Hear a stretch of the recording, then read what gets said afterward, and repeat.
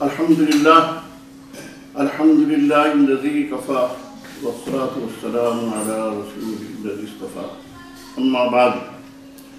محترم حضرات، آج شعبان کی 29 تاریخ ہے۔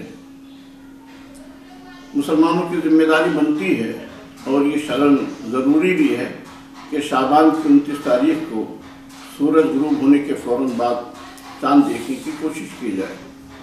شعبان کی تاریخوں کا حساب رکھنے کے لیے 29 رجب کو شعبان کا چاند دیکھنے کی بھی کوشش کرنی چاہیے۔ پیارے نبی صلی اللہ علیہ وسلم نے ارشاد فرمایا، رمضان کی تاریخ معلوم کرنے کے لیے شعبان کے چاند کا حساب رکھو۔ کسی بھی مہینے کی ابتدا کے بارے میں ہم دو طرح سے یقین کر سکتے ہیں۔ نمبر 1، مطلع صاف ہو اور چاند نظر آ جائے، یا کسی باوثوق ذریعے سے چاند دکھائی دینے کی تصدیق ہو جائے۔ مثلا رویت ہلال کمیٹی اعلان کر دے یا قاضی شہر اعلان کر دے کہ چاند ہو گیا ہے تو چاند مان لیا جائے گا۔ نمبر 2، رواں مہینے کے یعنی جو مہینہ چل رہا ہے اس مہینے کے 30 دن پورے ہو جائیں تو پھر مہینہ پورا ہو جائے گا اور اگلا مہینہ شروع ہو جائے گا، کیونکہ اللہ کے رسول صلی اللہ علیہ وسلم نے ارشاد فرمایا، صوموا لرؤیتہ وافطروا لرؤیتہ فإن غم علیکم فأکملوا عدۃ شعبان 30 او کما قال علیہ الصلوۃ والسلام۔ بخاری کی روایت ہے جس کو حضرت ابو ہریرہ نے بیان کیا ہے۔ اس کا مطلب یہ ہے کہ چاند دیکھ کر روزہ رکھو اور چاند دیکھ کر روزہ توڑو۔ اگر مطلع ابرآلود ہو تو شعبان کے 30 دن پورے کرو، کیونکہ قمری مہینہ 30 دن سے زیادہ کا نہیں ہوتا ہے۔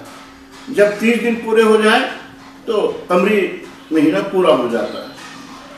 اگر مطلع صاف ہو تو مسلمانوں کی ایک بڑی تعداد کی گواہی پر رؤیت ہلال ثابت ہوگی۔ اس صورت میں 1 یا 2 آدمیوں کی گواہی کافی نہیں مانی جائے گی۔ لیکن اگر مطلع صاف نہ ہو تو رمضان کا چاند اگر ایک عاقل بالغ مسلمان گواہی دے تو ثابت ہو جائے گا، چاہے وہ مرد ہو یا عورت ہو۔ لیکن عید کے چاند کے لیے کم از کم 2 مردوں یا 1 مرد اور 2 عورتوں کی گواہی ضروری ہے۔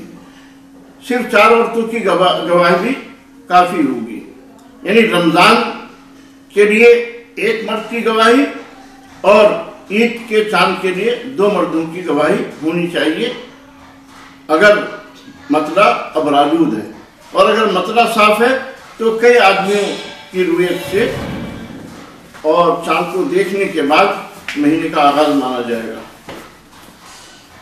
جس شخص کو چاند نظر آ جائے اس کی ذمہ داری یہ ہے کہ بستی کے قاضی یا جو دینی سرکردہ ذمہ دار ہیں بستی کے، یا جو ہلال کمیٹی کے ذمہ دار ہیں، ان تک اسے اطلاع دینی چاہیے، اور جب ان کو اطلاع مل جائے تو ان کی ذمہ داری بنتی ہے کہ وہ گواہی لے کر باوجہ کا اعلان کر دیں۔ فرض کیجئے کسی شخص نے چاند دیکھا، اس نے ذمہ دار لوگوں سے بھی کہا لیکن اس کی گواہی نہیں مانی گئی، اور اسے یقین ہے کہ چاند ہوا ہے تو اس پر روزہ رکھنا واجب ہے، اور اگر وہ روزہ نہیں رکھتا ہے تو پھر اس پر قضا لازم آئے گی، وہ رمضان کے بعد روزہ رکھ لے۔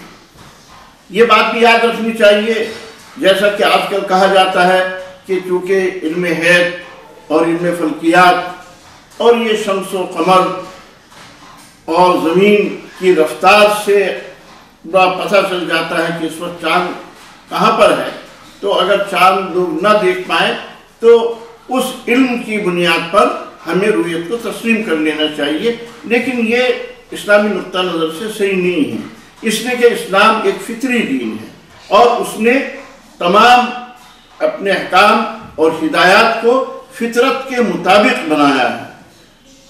تو اس کا بالکل امکان ہوتا ہے کہ جو قیاس کیا جا رہا ہے، جو ظن و تخمین ہے، اس میں کہیں نہ کہیں غلطی ہو جائے۔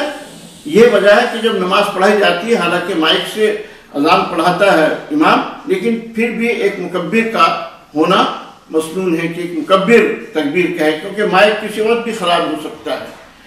تو سائنسی تحقیقات اور نظریات کبھی کبھی یہ بدل بھی جاتے ہیں، کیونکہ اس کی بنیاد انسان کی عقل پر اور قیاس پر ہوتی ہے جس کی رسائی محدود ہے، اور جبکہ دین اسلام ایک غیر محدود ایک آفاقی نظام ہے تو اس کی تعلیمات بھی آفاقی ہیں اور اس کا نظام بھی فطری ہے. اس لیے چاند دیکھ کر ہی رویت ثابت ہوگی. پھر حضور صلی اللہ علیہ وسلم نے فرمایا سومو لرؤیتہ کہ چاند دیکھ کر روزہ رکھو. تو آپ کے حکم کی بجاوری بھی جب ہوگی جب باقاعدہ چاند دیکھا جائے. تو مسلمانوں کو کوشش کرنی چاہیے کہ 29 کو چاند دیکھیں، 29 شعبان کو، اور چاند اگر نہیں آتا ہے تو پھر 30 دن پورے کریں اور اس کے بعد رمضان شروع ہو جائے گا. ایک بستی میں اگر چاند دیکھا جائے تو یہ ان بستیوں کے لیے یعنی اس علاقے کے لیے کافی ہوگا جس کا مطلع یکساں ہے. لیکن اگر مطلع یکساں نہیں ہے تو وہ رویت ایک بستی کی دوسرے بستی میں دوسرے علاقے میں نہیں مانی جائے گی. مثلا ہندوستان میں چاند دیکھا تو سعودی عرب میں نہیں مانا جائے گا، سعودی عرب میں دیکھا تو ہندوستان میں نہیں مانا جائے گا. یعنی جہاں مطلع اتنا مختلف ہو کہ چاند اس دن نظر نہ آتا ہو، دوسرے دن نظر آتا ہو. تو مطلع اگر اتنا مختلف ہے تو ایک جگہ کی رویت دوسری جگہ تسلیم نہیں کی جائے گی. لیکن اگر مطلع مختلف نہیں ہے تو ایک جگہ کی رویت دوسری جگہ تسلیم کر دی جائے گی. مثلا دہلی میں چاند ہوا تو اس کو یو پی میں، بہار میں، مدھیہ پردیش میں مان لیا جائے گا، اس لیے کہ وہاں چاند کے ظاہر ہونے میں ایک دن کا فرق نہیں پڑ سکتا ہے. تو یہ بات بھی ہمیشہ ذہن میں رکھنی چاہیے. اگر ریڈیو، ٹیلی ویژن، ٹیلی فون، موبائل، واٹس ایپ کے ذریعے سے ہمیں اطلاع ملتی ہے اور وہ ذریعہ معتبر ہے تو اس خبر کو مان لیا جائے گا اگر مطلع مختلف نہ ہو. اسی خبر کی تصدیق ہو جانے پر رمضان کا چاند بھی مانا جائے گا اور عید کا چاند بھی مانا جائے گا، کیونکہ یہ آج کل ذرائع ابلاغ ہے. لیکن یہ ذرائع ابلاغ ہم تک باوثوق ذریعے سے جب خبر پہنچائیں تب اس خبر کو ماننا چاہیے. اگر 29 شعبان کو چاند دکھائی نہ دے اور مطلع صاف نہ ہو، مطلع ابرآلود ہو، تو ہمیں خبر کا انتظار کرنا چاہیے اگلے دن زوال شمس سے پہلے کہ کہیں سے کوئی مصدقہ اطلاع آتی ہے یا نہیں آتی ہے. اگر مصدقہ اطلاع آ جائے تو پھر ہمیں روزہ رکھ لینا چاہیے.